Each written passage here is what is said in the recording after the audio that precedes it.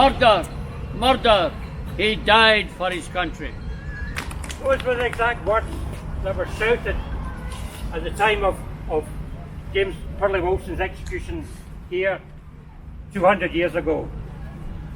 At the sides there was a troop of infantry backed up with dragoons. The memory of the Peterloo massacre a year beforehand was fresh in the minds of everybody there.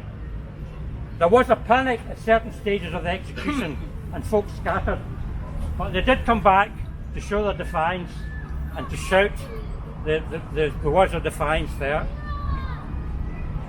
James Purley Wilson was sentenced to be hung, drawn and quartered, the same punishment that had been given to William Wallace many years before.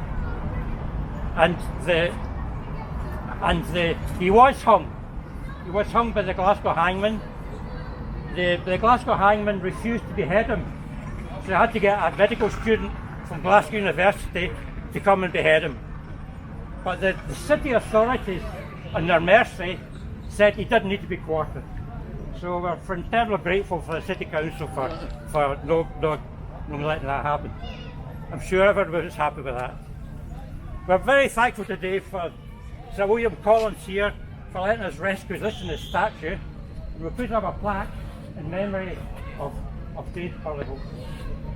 So what we're wanting to do now is then we'll go to an open platform for anyone who wants to go up and speak at all about the 1820 events. It's very welcome to do that. It's great to be here with all of you. It's a good turnout.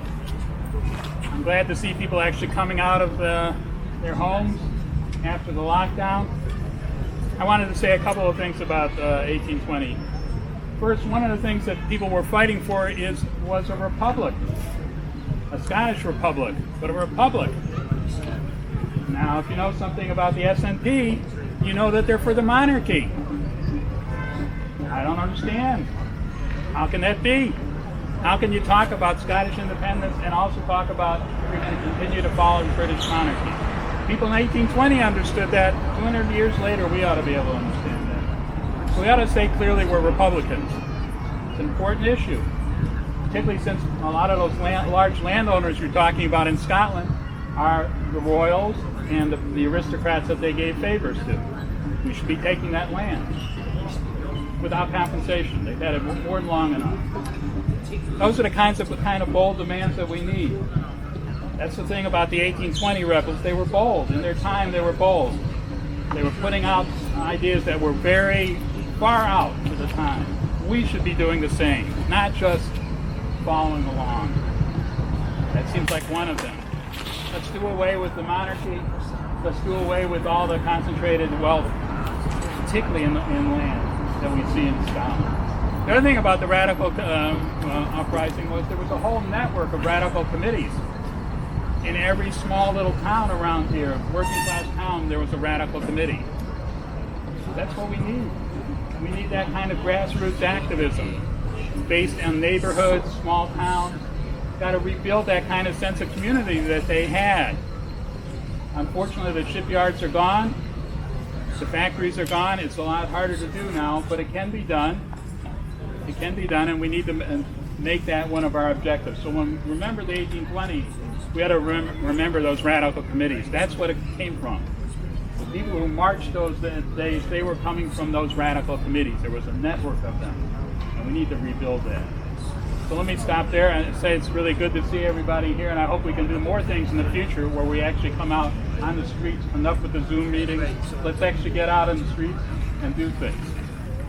I'd just like to remind people that James Wilson was a man about my age, and he was taken out not because he was a local troublemaker, because he was a radical leader in the town of Strathaven, and he had been the leader in that town for the struggle for reform for over 30 years. He had also been one of the chairmen of the Friends of the People's Conventions in Edinburgh in the 1790s, which shocked about the powers that be to their core, because these were working men, some of whom couldn't sign their names, had to mark it across, had to get the General Secretary, William Skirving, to transcribe the motions that they wanted to put to the conference. It challenged the whole basis of that privileged society, and Wilson was very much part of that. So the whole of the town of Strathaven looked up to him as a leader, and he went out. He was really too old to be out in the 1820 rising, but he went out nevertheless, and the government seized on the opportunity to make an example of this guy that had been after for the previous 30 years anyway.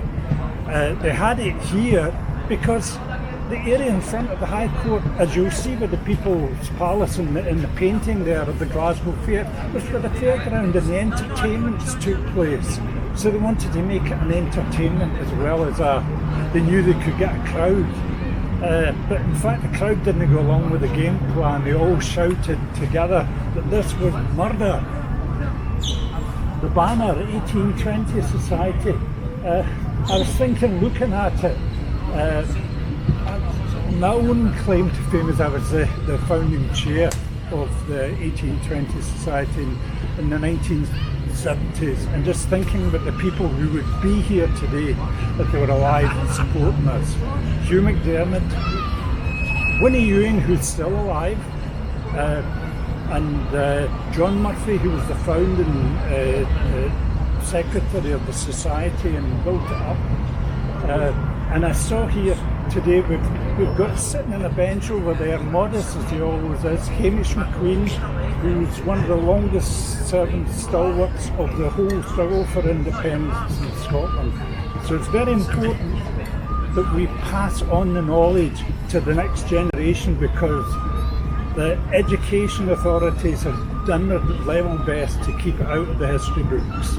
And it's not just the three men that they executed, Baird and Hardie and Wilson, who was executed here, but also the men that they transported to Botany Bay, and some of their families as well.